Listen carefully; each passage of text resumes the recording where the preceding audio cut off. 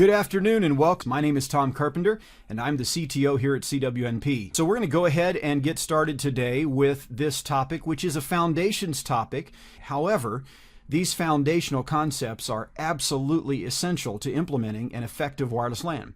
If we don't know how RF works, we can't make RF work the way we want it to. And so it's very important to understand these foundations. Therefore, even if you've been around Wi-Fi for a while, I'm sure you'll hear some tips and tricks that will help you better optimize your networks as well. Okay, so let's talk about our agenda for today and what we'll be talking about.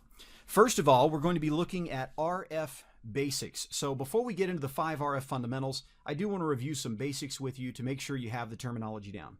Then we'll get into the 5 RF fundamentals, which are channels, behaviors, measurements, interference, and analysis. And we'll look at those one by one. Now, the 4th RF fundamental, or of the 5 fundamentals you need to know for wireless LAN success, is that interference is real.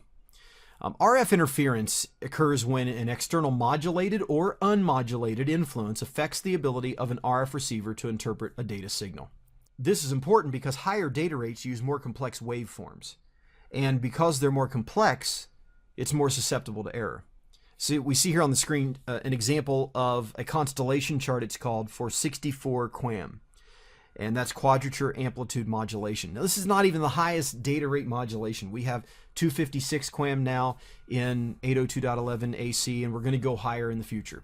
So the point is that the higher modulation data rates use more complex waveforms, and the result is we need a very good signal then to be able to process that waveform. And that's why RF interference can become a key factor in getting good data rates. Low signal strength and external RF interference sources are problematic. Now, it's important to know RF interference happens at the receiver.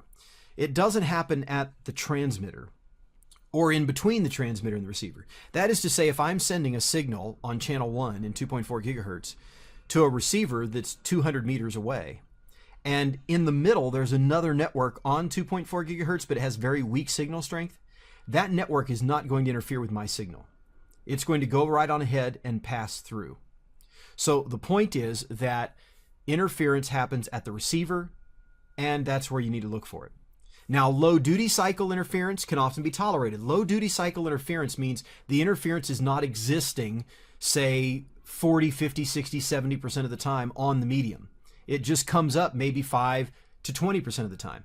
In these cases, you may still be able to communicate, but you're going to find your retry rate will probably go up for your 802.11 devices. High duty cycle interference can wreak havoc on a channel. There are some devices out there that have a near 100% duty cycle, particularly some of the 802.11 channel video devices. They're not really 802.11, but they use the 802.11 channels, and they can have very high utilization. We're seeing several of these now come in the 5 gigahertz range as well.